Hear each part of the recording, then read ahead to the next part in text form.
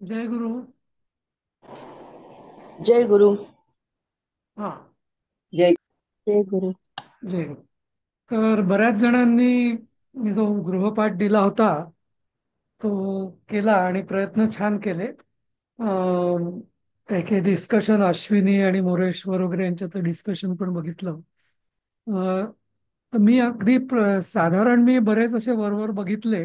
एक मला माझं ऑब्झर्वेशन सांगावं असं वाटतं की तुम्ही ना द्वितीय आणि चतुर्थी याच्यामध्ये गोंधळ होतोय तुमचा. हा. कारण आणि ते साहजिक आहे. कारण मराठीत सुद्धा द्वितीयेच्या विभक्ती होतात सला ते सला नाते. चतुर्थीच्या पण सला ते सला नाते होतात. आणि या मराठीच्या भाषेतला जो गोंधळ असल्यामुळे ना तो गोंधळ आपला संस्कृतमध्ये एक्सटेंड होतो. बरोबर. कधी द्वितीया वापरायची आणि कधी चतुर्थी वापरायची हे क्लिअर नाहीये तुम्हाला. हा. म्हणजे मी समजावून सांगतो कसं की मी तुम्हाला जे म्हटलं होतं की कुठल्याही गोष्टीत काय त्या क्रियापदाला जेव्हा आपण काय प्रश्न विचारतो तेव्हा जे उत्तर येतं त्याला काय म्हणायचं आपल्याला द्वितीया. तो आणि ती तो शब्द आपण द्वितीयेत टाकायचा. जसं म्हणजे मी पाणी पितो. काय पितो? पाणी पितो. अहम जलम पिबामी. इथे जलम हे द्वितीयेत काय आहे? कारण कायचं उत्तर जलम आहे म्हणून ते द्वितीयेत. बरोबर. पण जर मी कृष्णाला नमस्कार करतो तर इथे मराठीत कृष्णाला किंवा फूल वाहतो. हा. तर आता कृष्णाला आता म्हणजे म्हणजे पाणी पितो किंवा पाण्याला पितो ते पण द्वितीय होतं. आणि कृष्णाला म्हणजे तुम्हाला वाटतं मग द्वितीयाच आहे का कृष्णाला म्हणजे. पण नाही. कृष्ण के लिए कोणासाठी कोणाकरिता हे जेव्हा असतं ना तेव्हा ते चतुर्थीला. समजलं कधी द्वितीय आणि कधी द्वितीय चतुर्थी लावायची ते. हो, थोडस म्हणजे समजलं. कृष्णात येईल का, म्हणजे चतुर्थीचा कृष्णात? कृष्णाय. कृष्णाय. हा. हा. अहम कृष्णाय पुष्पम अर्पयामी म्हणजे कृष्णाप्रती कृष्णासाठी कृष्ण के लिए कृष्णाकरिता असं. हा. पण आपण काय म्हणतो मी मराठीत आपण कृष्णाला फुलं कृष्णासाठी किंवा कृष्ण के लिए फूल चढाता हूं असं नाही आपण म्हणत. आपण काय म्हणतो मी कृष्णाला फुल वाहतो. त्या लानी सगळा गोंधळ करून टाकला मराठीत. पण अरे ते सं- लिहायचं ना. पण स्क्रीनशॉट मारून घे. म्यूट करा. हा. काय? हा. तर तर संस्कृतमध्ये असा गोंधळ नाहीये. इवन हिंदीत पण नाहीये. हा. पण होतो हिंदीत पण आहे मला वाटतं. म्हणजे कृष्ण को फूल चढाता हवी. को म्हणजे काय नक्की हा एक गोंधळ असतोच. हा. पण तुम्ही संस्कृतमध्ये एक लक्षात ठेवा. काय या प्रश्नाचं जे उत्तर येईल ते कर्म द्वितीय. आणि किसके लिए कशासाठी याचं जे उत्तर येईल ते चतुर्थी. हा. हा. संगीताला काही विचारायचंय. संगीता विचारा. हा. कालच मग मी ते एक वाक्य केलं होतं ना, राधेने नंदाच्या कृष्णाला मंदिरात पाहिले तर राधा या नंदस्य कृष्णाय लिहिलं होतं. बरोबर आहे ना? करेक्ट. देवालय दृष्टम. नाही नाही तर तुम्ही कृष्णाला काय पाहिले कृष्णाला पाहिले मग कृष्णम येईल. कृष्ण के ओके. प्रती कृष्णासाठी का काय नाही ना. तुम्ही कृष्णाला पाहिलं म्हणजे इथे ऑब्जेक्ट काय आहे कर्म काय आहे काय पाहिले कृष्णाला पाहिले म्हणजे कृष्ण पाहिला तिने. बरोबर. म्हणून ओके. कृष्णाला पाहिलंय कृष्णम असा. समजलं. कृष्णमच येणार तिथं. कृष्णम द्वितीय येणार. कारण द्वितीय. तिथे ओके ओके. द्वितीया हा. हा. बर एक्झॅक्टली बर. तीच चूक आणि माझ्या लक्षात आली. पंचमीचं पण जरा गडबड होत होती. राधेने नंदाच्या कृष्णाकडून बासरी घेतली तर राधा या नंदस्य कृष्णात. आता नंदस्य कृष्णात असं नाही होत. पंचमी. तुम्ही ऐका ऐका तुम्ही तुम्ही नंदस्य सोडून द्या आता. राधया कृष्णात असं म्हणा. कारण संस्कृतमध्ये एक वेगळा रूल आहे की विशेषणाची विभक्ती पण विशेषासारखीच होते. ते सध्या जाऊ दे. तुम्ही असं म्हणा सध्या राधया किंवा राधा कृष्णात वेणू प्राप्तम. प्राप्तम. हा हा किंवा राधया असं म्हटलं तरी चालेल. राधया कृष्णात वेणू प्राप्तम असं पण म्हटलं तरी चालेल. कोणाकडून म्हणून मग मी दोन्ही पंचमी आणि हा घालण्यासाठी, नंदस्य घालण्यासाठी तसं नंदाच्या लिहिलं होतं. नाही नाही, मी तेच म्हणतो सध्या नंदस्य जाऊ द्या. तुम्ही हा. कृष्णात लिहिलं ते बरोबर आहे. हा आणि राधा या लिहायचं का राध या लिहायचं? राधया, अच्छा, ठीक आहे, तृतीया ओके. राधया, मालया आणि राधया. हा चालेल, पंचमीची वाक्य जरा डिफिकल्ट झाली ना, कृष्णाकडून कोणाकडून असल्यामुळे ते प्रॉब्लेम येत होता. ठीक आहे. पण बाकी अजून कोणाला काही डिफिकल्ट अडचण आहे का?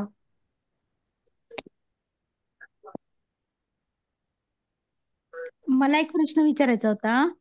हा जयंतने कृष्णासाठी कदंबाचे फूल अष्टमीसाठी पूजेकरिता अर्पण केले, असं मी म्हणजे ते सगळे विभक्ती यावी म्हणून बर का, पण मला हा जमलं नाहीये. बस जेवढं जमलं ते सांगते. हा जयंत हा कृष्णाय कदंब पुष्पम. आता अष्टमी साठी मला शब्दच नाही सापडले. आता अष्टमी म्हणजे साठी कृष्णा, असं नाहीये. हा हा त्याला अष्टमी निमित्तेनं कृष्णा, असं म्हणताय.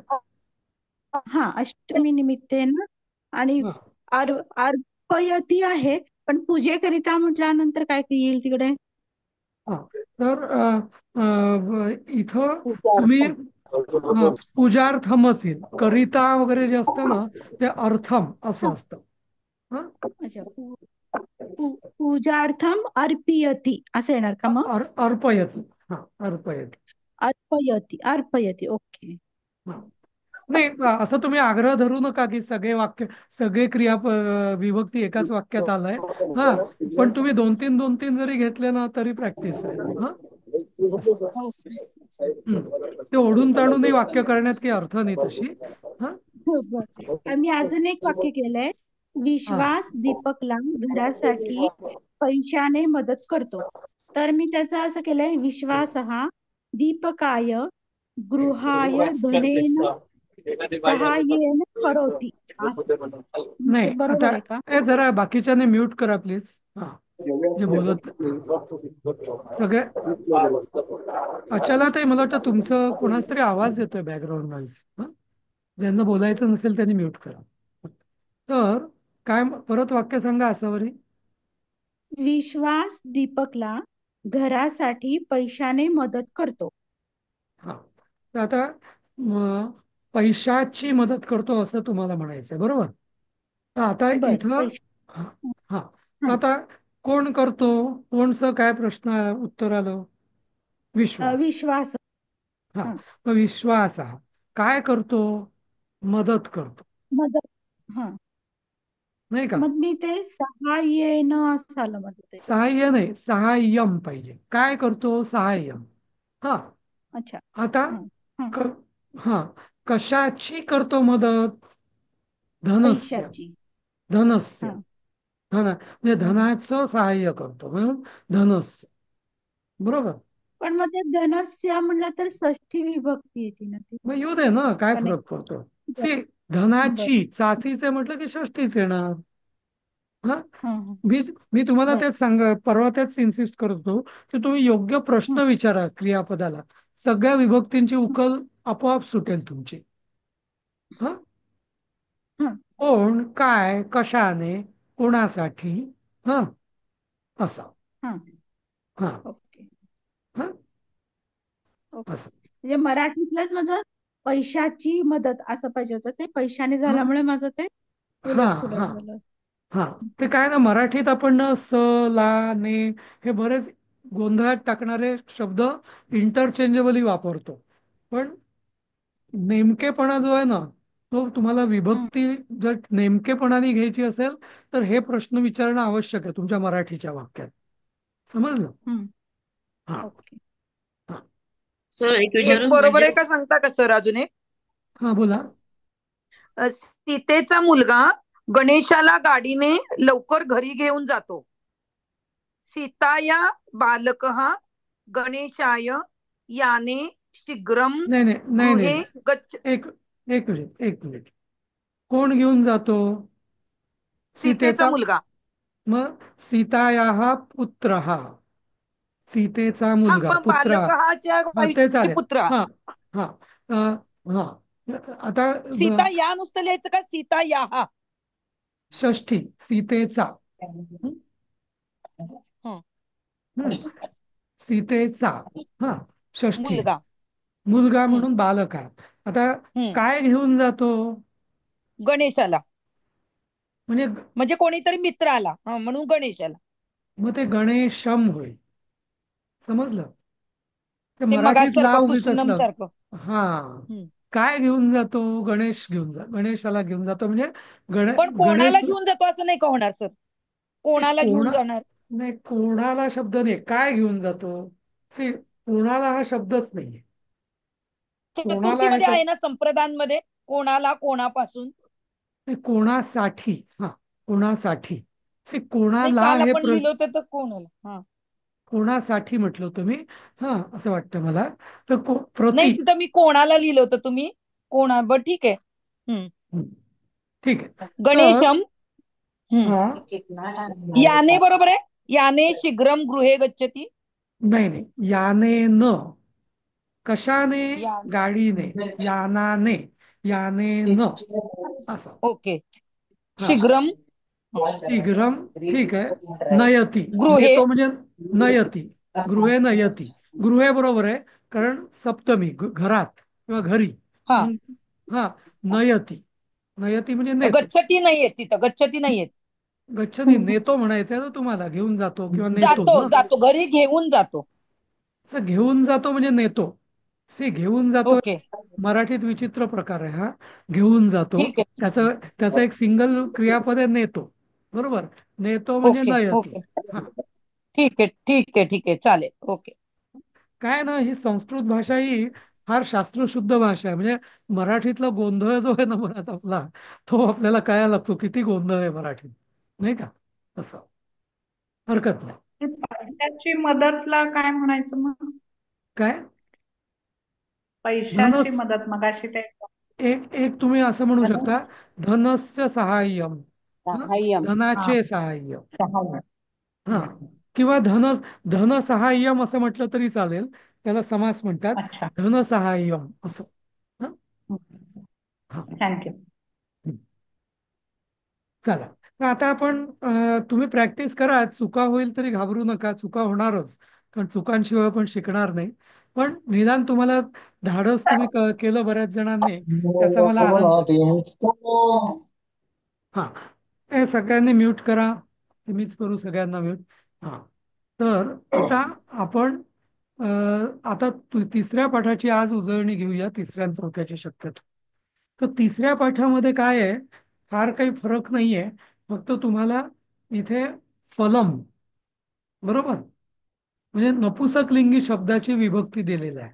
जसं आपण दुसऱ्या पाठामध्ये देव हा बघितलं अकारांत पुल्लिंगी, तसं इथं नपुसकलिंगी अकारांत नपुसकलिंगी. फल, फल, वन, पुष्प, ही सगळी नपुसकलिंगी शब्द आहे. तर यांच्या विभक्ती आहेत या. फलम, फले, फलानी. तर इथे गंमत बघा. प्रथमा आणि द्वितीया याचेच शब्द रामा, रामू, रामा हा म्हणतो आपण. पण इथं फलम, फले, फलानी, फलम, फले, फलानी. तर नपुसकलिंगीमध्ये एकतर त्याच्या विभक्ती वेगळ्या आहेत. प्रथमेची. आणि दुसरं, प्रथम आणि द्वितीय सारख्याच असतात. ही पण गंमत आहे नपुसकलिंगीमध्ये. हं. हा. त्यामुळे नपुसकलिंग, याचं कारण सांगू तुम्हाला काय आहे. नपुसकलिंगीमध्ये प्रथम आणि द्वितीय सारख्या काय आहेत? याचं रहस्य असं आहे की, म्हणजे नपुसकलिंगी म्हणजे ज्याला आपण नपुसक किंवा षंढ म्हणतो, तर तो करता कसा काय असू शकणार? हा. म्हणून त्या अर्थाने, म्हणून म्हटलं त्यांनी नाही बा नपुसकलिंगी आहे ना, मग त्याला ते कर्मच असणार म्हणून बहुत करून. म्हणून त्याला म्हणजे 80% 90% ते कर्मच असणार. म्हणून त्याला द्वितीय विभक्ती त्याची प्रधान ठेवली. आणि तीच द्वितीय विभक्ती प्रथम येत नाही. म्हणून प्रथम आणि द्वितीया ही त्याची सारखीच आली. आणि दुसरं त्याचं पुढच्या तृतीया ते सप्तमी या विभक्ती, तृतीया ते संबोधन राधं, हा, हे सगळ्या विभक्ती त्याच्या पुल्लिंगासारख्याच आहेत. समजलं तुम्हाला फरक? हा हो कळलं. हो हो हो. हा म्हणजे नपुसकलिंगी शब्दाच्या विभक्ती जरी प्रकार वेगळा असला तरी लक्षात ठेवणं काही फार अवघड नाहीये. एकदा तुम्ही आकारांत पुल्लिंगी विभक्ती थोडं तुम्हाला समजायला लागल्या, लक्षात राहायला लागल्या, की नपुसकलिंगी एकदम सोपं आहे. आणि हे फलम फले फलानी वनम वने वनानी, बस हे एकदा पाठ झालं पहिलं की झालं. तृतीयपासून सगळं सारखंच आहे. हा, तर हे झालं. म्हणजे या तिसऱ्या पाठाचं जे मेन म्हणजे मुख्य शिकवण्याचा भाग आहे तो हाच आहे की नपुसकलिंगी शब्दाच्या विभक्ती आणि त्या सगळ्या याच्यासारख्याच असतात. तुमच्या म्हणजे तृतीया ते सप्तमी किंवा सप्तमी, सप्तमी नाही, संबोधन, या सगळ्या पुल्लिंगी सारख्याच असतात. आणि प्रथम आणि द्वितीय वेगळे आहेत पण त्या दोन्ही सारख्या एकमेकांशी सारख्याच असतात. एवढं लक्षात ठेवायचं. हा, तर प्रिंटिंग मिस्टेक आहे का तिथे? सप्तमीला देवयोग देवयो आले लिहिले, फलयो पाहिजे देवयोग ना? आहे ना, हो, फलयो आहे वाटतं. हा, हा, फलयो हो पाहिजे. देवयो हा चुकून झालं. हा, बरोबर बरोबर, ते प्रिंटिंग मिस्टेक आहे. हा, टायपो एरर आहे, बरोबर. हा, आता पुढचं जे आहे ते वार्तालाप आहे. तर हे तुम्ही वाचा आणि तुम्हाला जर शंका असेल तर विचारा. पण अदरवाईज मी तुम्हाला ज्या परवा 4ही पाठांच्या ज्या PDF दिल्या आहेत उत्तरांसकट, बरोबर, त्यात तुम्ही म्हणजे तुम्ही नीट लक्षपूर्वक जर वाचल्या त्या, तर तुम्हाला कशी ती वाक्य बनवली आहे. अहम गृहम गच्छामि तव गृहम कुत्र अस्ति. आता बघा, तव गृहम कुत्र अस्ति, हा, म्हणजे तुझे घर कुठे आहे. हा, तव तव म्हणजे तुझे, म्हणजे षष्ठी. हा, कोणाचे, संबंध म्हणून तुझे. समीपे, समीपे म्हणजे स्थानदर्शक म्हणून समीपे म्हणजे सप्तमी आली, नाही का. मम गृहम, मम म्हणजे माझे म्हणजे संबंधी, बरोबर. त्वयासह, त्वया म्हणजे तृतीया. तर हे सगळं तुम्हाला हे जे वार्तालाप किंवा जो संभाषण आहे ना, याने तुम्हाला तुमचे विभक्तीचे कन्सेप्ट पण अजून क्लिअर होते. हा, तर मी हे वाचून आता दाखवत नाही, ते तुम्ही तुमच्याकडे दिलेलं आहे ते, त्यामुळे तुम्हाला आता समजेल. काही जर शंका असतील तर तुम्ही कधी ग्रुपवरती विचारू शकता किंवा पुढच्या क्लासमध्ये त्याची शंका विचारू शकता. बरोबर. हो हो, पुढे जाऊया. हा, आणि हे सगळं वार्तालापच आहे हा सगळा पूर्ण. हो हो, चल सारखं तुम्ही वारंवार वाचत राहिलं पाहिजे. बस अगदी सवय, practice practice and practice. Practice practice. हा, नंतर ही शब्द आता, ही घर, हे सगळं वार्तालाप घराविषयी आहे. त्यामुळे घराशी संबंधित जे शब्द आहेत, गृहम, सगळे शब्द. द्वारम, कक्षः, वातायनम, हो. नलः, येस. कूपः, हे सगळे. आणि तुम्ही एक लक्षात येईल तुम्हाला की लिंग जे आहेत ना, म्हणजे पुल्लिंगी की नपुसकलिंगी, जसं आपण गृहम द्वारम, ते घर, ते दार, हा, पण तो कक्ष, हा, फक्त वातायनम जी खिडकी जी आहे ती आपण स्त्रीलिंगी असते मराठीत, पण इथे वातायनम हे नपुसकलिंगी आहे. बाकी तो नळ, हा, कूपहा, तर कूप म्हणजे विहीर आपल्याकडे स्त्रीलिंगी असते, पण संस्कृतमध्ये कूपहा ही पुल्लिंगी. पुल्लिंगी आहे असं. तर असे शौचकूपः, स्नानगृहम ते हम्म. स्नानगृह, ते पाकगृह, असं. हं? हे सगळे घराविषयी येस. संबंधी सगळे शब्द आहेत. हं? सर एक शंका होती हम्म. की नल हे नपुंसकलिंगी येते ना, ते तो नळ. नळ. हा तो, अच्छा, तो नळ. हा, ओके, तो नळ, असं घ्यायचं ना. म्हणून नलाहा, नलाहा आहे. हं? असं. ओके ओके, हा, ठीक आहे, थँक्यू.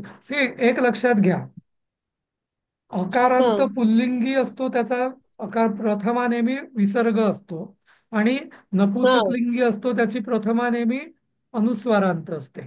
फलम, वनम, पुष्पम सारखे. मचा पाय हा हा, मोडतो. हा मग लावायचा. हा, किंवा ओके. अनुस्वार असा. हा कसं काय नपुसकलिंगी?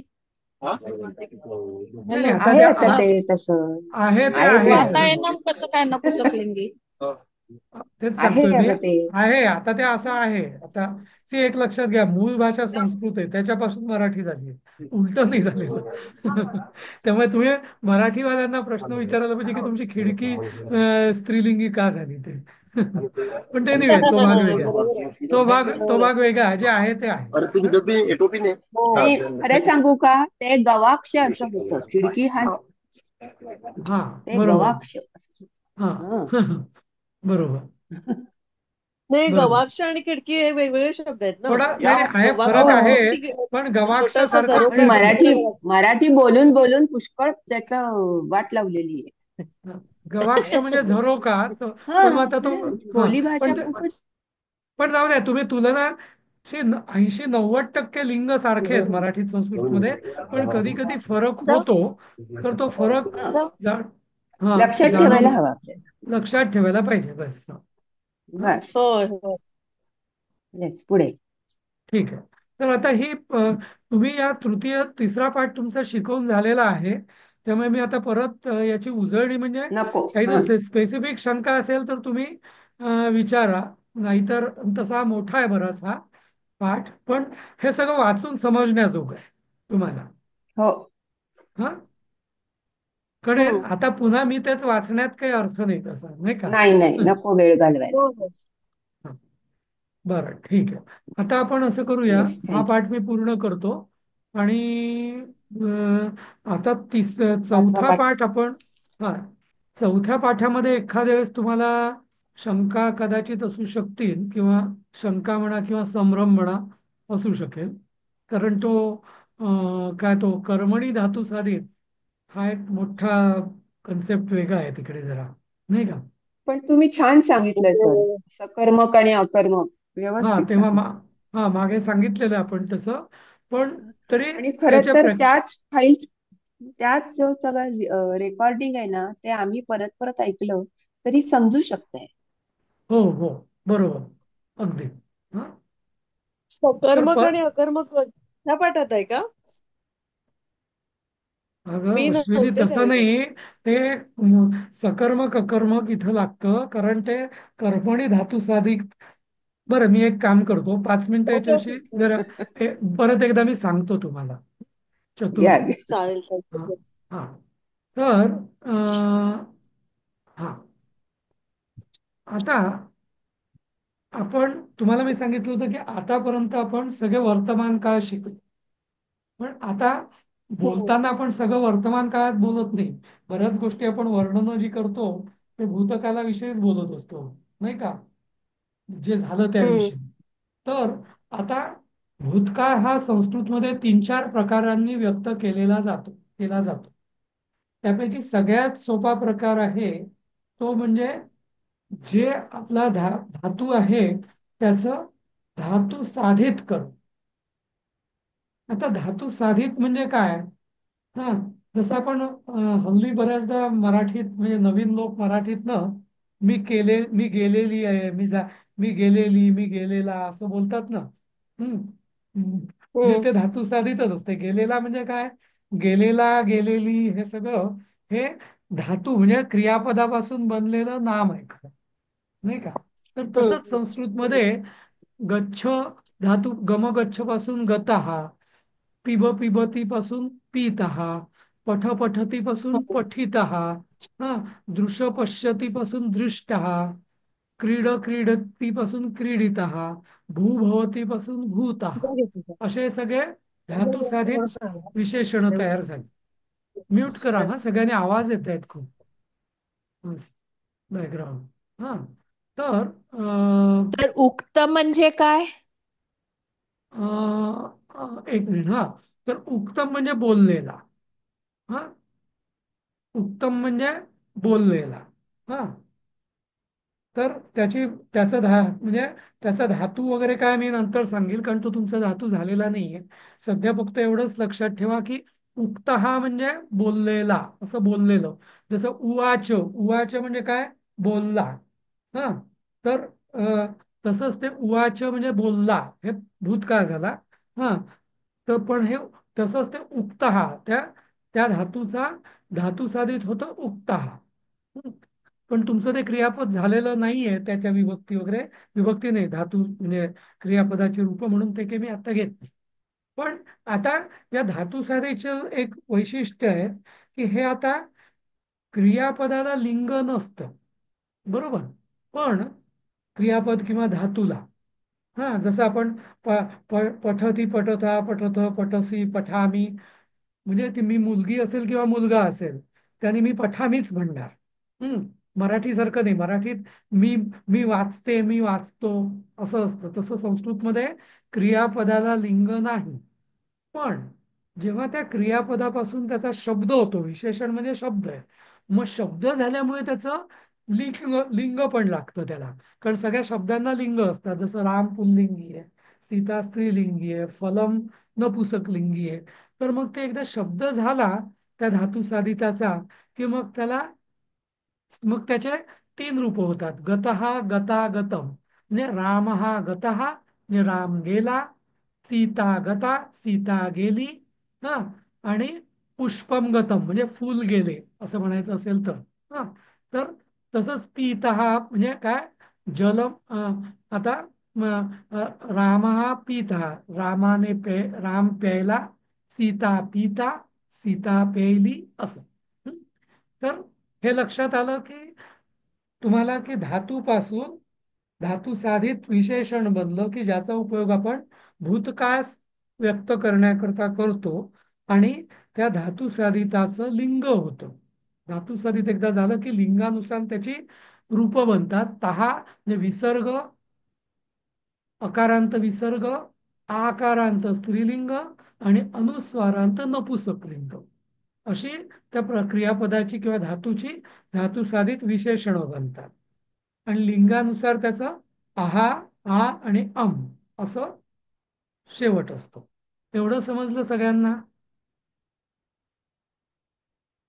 हो, कळलं सर. हा, ठीक आहे. आता कळलं आपण कळलं सर.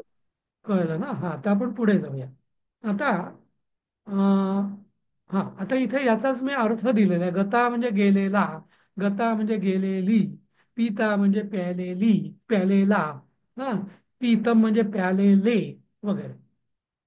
हा, आता इथं जरा आता मी एक सांगतोय की क्रियापद ज्याला आपण म्हणतो त्याचे दोन प्रकार कुठल्याही भाषेत असू शकतात.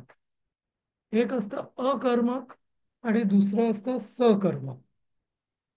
अकर्मक म्हणजे काय, तर ज्या क्रियापदाला कर्माची आवश्यकता असते ते सकर्मक, किंवा क्रियापद कर्म लागू शकतं ते सकर्मक, आणि ज्या क्रियापदाला कर्माची आवश्यकता नसते किंवा कर्म नसतं त्याला म्हटलं जातं अकर्मक. आता आपण इथंच बघूया, गतहा गेला, तर राम गेला, कोण गेला, करता आपण म्हणतो कोण गेला, बरोबर. कर्म कसं आपण ओळखतो, काय काय गेला, काय याचं काही काय गेला याचं काही उत्तर आहे का, नाही. नाहीये. म्हणून त्यामुळे गत अकर्मक. हा हा म्हणजे आता गत हा गमगच्छती हा हे क्रियापद कसं आहे, अकर्मक आहे, बरोबर. हम्म. पण मी मी पाणी मी प्यायलो, कोणी प्यायलं, मी प्यायलो, करता काय प्यायलं, पाणी प्यायलं, चहा प्यायला, कॉफी प्यायली, म्हणजे काहीतरी काय याचं उत्तर येतं. त्यामुळे पिब धातू हा कसा आहे, सकर्मक आहे. सकर्मक. समजलं? सकर्मक. हा हा, सकर्मक. म्हणजे हा, आता मी धावलो, हा, मी धावलो, कोण धावला, मी धावलो, राम धावला, सीता धावली. काय धावली म्हणजे याचं काही उत्तर, काय धावली याचं काही उत्तर नाही. आहे का, असं होऊ नाही. शकत नाही. हे हा. कर्म हा, होतं. म्हणजे त्याला कर्म त्यामुळे नाहीच आहे. अकर्मक. ओके. हा, मी हम्म. पडलो, पडलो या शब्दाला काही कर्म आहे का, काय पडलो म्हटल्यावर काय उत्तर येईल, काही नाही, मी पडलो, नाही का. नाही. हो. हा, तर हम्म. अशा रीतीने जी क जी क्रियापद किंवा जी क्रिया, ज्या क्रियेला कर्माची आवश्यकता नसते त्याला म्हटलं जातं, या क्रियापदाला म्हटलं जातं अकर्मक. आणि ज्या अकर्मक. क्रियेला हम्म. कर्माची आवश्यक म्हणजे कर्माची आवश्यकता असते. नुसतं मी प्यायलो तर वाक्य हम्म. पूर्ण होतं का नाही, काय काय प्यायला हे महत्वाचं. नाही. नाही का? असं. हा. हम्म. तर आता काय होतं की आता जेव्हा आपण हे धातू साधित वापरतो ना, तर तेव्हा आता मी पुढे जाईल जरा इकडं डायरेक्ट. हा. कृष्ण बगीचात गेला. आता गेला हा शब्द गमगच्छती हे अकर्मक आहे. त्यामुळे इथं कर्ता जो आहे ना, म्हणजे कृष्ण हा प्रथमेत येतो. कृष्ण हा उपवने गतः. राधा ही तेथे गेली. राधा अपि तत्र गता, कारण धातू गताच आहे. ते दोन्ही अकर्मक आहे. हा. पण हम्म. हम्म. त्याच्याकडून पाणी प्याले गेले. आता कोणी प्यायले? त्यांनी प्यायले त्याच्याकडून. हम्म. काय प्यायले? पाणी प्यायले. त्यामुळे इथे कर्म आहे. हम्म. तर इथं जे सकर्मक क्रियापद असतं ना, तिथे कर्म प्रथम येत असतं आणि कर्ता तृतीयत असतो. तेन, त्याच्याकडून. जलम पित. हा. त्याने पत्र लिहिले. आता त्याने पत्र लिहिले, कोणी लिहिले? त्याने लिहिले. पण काय लिहिले? पत्र लिहिले. त्यामुळे लिहिले हा धातू जो आहे हा सकर्मक आहे. मग इथं कर्म जे आहे पत्रम हे प्रथम येतील. पत्रम लिखितम. कोणी लिहिलं? त्याने. पण हे तेन. बरोबर. आता राधेने पत्र पाहिले. काय पाहिले? पत्र पाहिले. पत्रम दृष्टम. कोणी पाहिले? राधेने. तर इथे राधायाने राधया पाहिजे. राध हे हा राधया पत्रम दृष्टम. तर तुम्हाला कळलं की धातू हम्म. साधिताचा वापर अकर्मक असताना वेगळा होतो. त्यामध्ये कर्ता हा प्रथम येत राहतो. पण जेव्हा सकर्मक क्रियापद असतं तेव्हा कर्म प्रथमेत असतं आणि कर्ता हा तृतीयेत असतो. समजलं अच्छा. तुम्हाला? हम्म. अशा रीतीने हो. म्हणजे धातू साधित धातू साधित आपण कशा करता वापरतोय? भूतकाळ क्रिया दाखवण्याकरता, व्यक्त करण्याकरता. पण ती भूतकाळ हो. जेव्हा आपण व्यक्त करतो तेव्हा लिखितम, गतः, पीता, पठितः वगैरे वगैरे लिहितो ते खरं आहे. पण त्याच्यानंतर एक हम्म. ठरवायचं आहे आपल्याला की हा धातू अकर्मक आहे की सकर्मक. जर अकर्मक असेल तर कर्म नसतंच आणि कर्ता हा प्रथम. पण जर ते हम्म. सकर्मक असेल तर कर्म प्रथम येत. पत्रम, जलम, मोदकम वगैरे, नाही का? असं. आणि हम्म. कर्ता हम्म. जो आहे तो गणेश तर गणेशेन, रामेण, कृष्णेन, राधया, तेन, असं ते हम्म. तृतीयेत जातं. समजलं? ओके. तर अशा ओके. रीतीने हा धातू हो. साधिताचा प्रयोग आहे. आणि तुम्ही आता हे जे मी सांगितलं आहे, तर याने आता बघा अंगणे, आता इथे हे बघूया. जले पत्रम पतितम. काय पडले? पत्र पडले. हा. त्यामुळे पत्रम, हा, कोण पडले? पत्र पडले. हा. कोण आणि काय याचं उत्तर एकच येतं, म्हणजे ते अकर्मक आहे. कोण पडले? पत्र पडले. पत्र म्हणजे पान पडले. हा. तर आता पाण्यात म्हणून ते जले आलं सप्तमी. पण कर्ता इथं नाहीच, सॉरी, कर्म नाहीच आहे याला, म्हणून ते जलम पत्रम पतितम, जले पत्रम पतितम. पण आता अंगणे बालका पतिता. अंगणे हे जाऊ द्या, ते स्थान आहे. पण बालका पतिता म्हणजे मुलगा पडला. काय पडला याचं उत्तर आहे का नाही? कोण पडला? बालक पडला. म्हणून बालका पतिता. पण काय पडला? वेगळं उत्तर नाहीये. म्हणून म्हणून बालका प्रथमे दिला. पण तेन दुग्धम पीतम. त्याने दूध प्यायले. काय प्यायले? दुग्धम. म्हणून कर्म कर्म दुग्धम आहे, म्हणून दुग्धम प्रथम येत आलं. आणि कोणी प्यायले? त्याने, म्हणून तेन. तेन असेल, रामेण असेल, कृष्णेन असेल, राधया असेल, नाही का, मया असेल, त्वया असेल. तर हे सगळे जो करता तो तृतीयेत जातो. तृतीय. बाला, हा, अच्छा. समजलं का?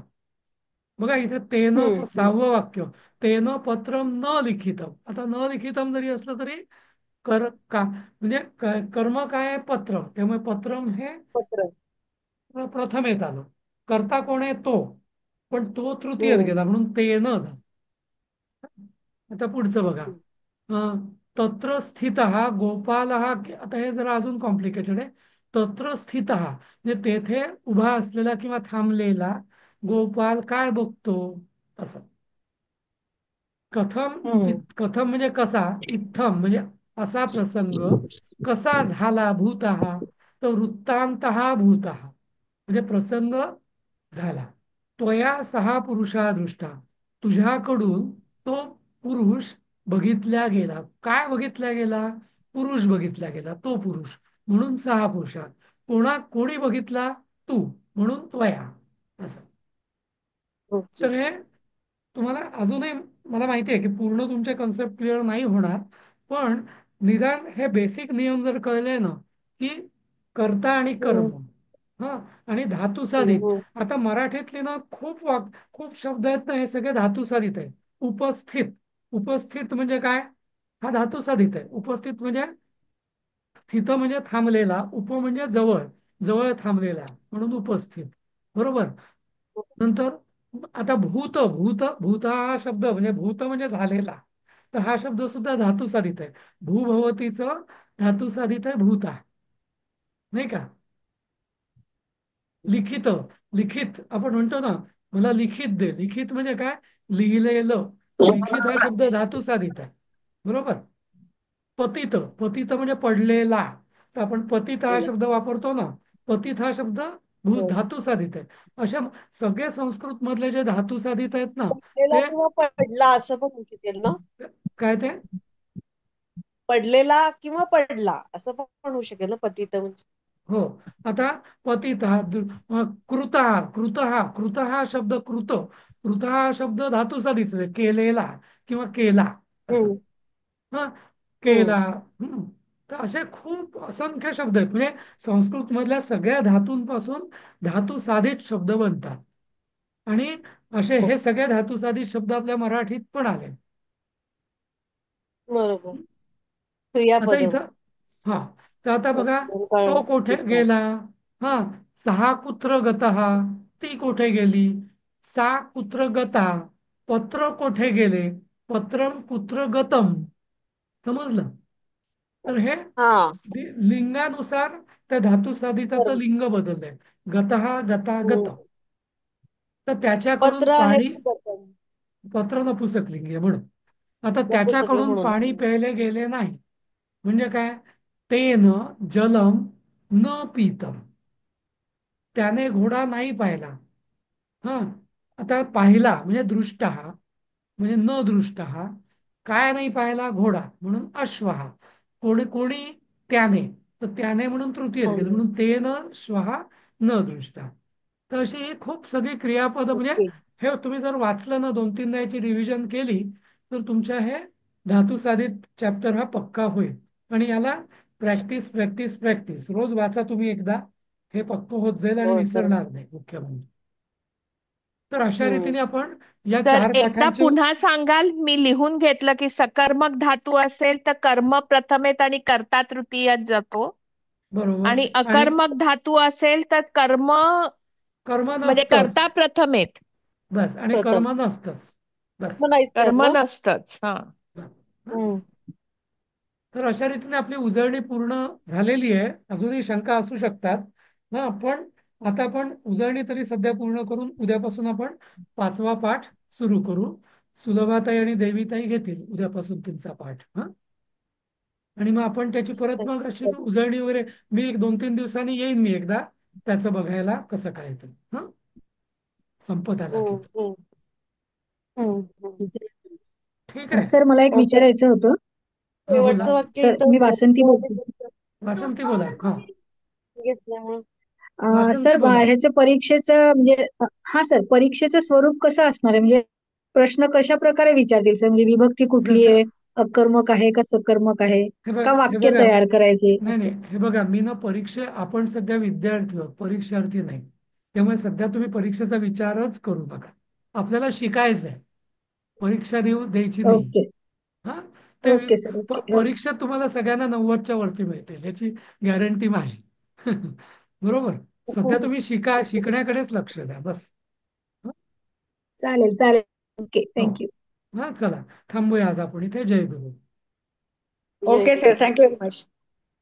चला. जय गुरु, धन्यवाद सर. जय गुरु, थँक्यू. जय गुरु. जय गुरु.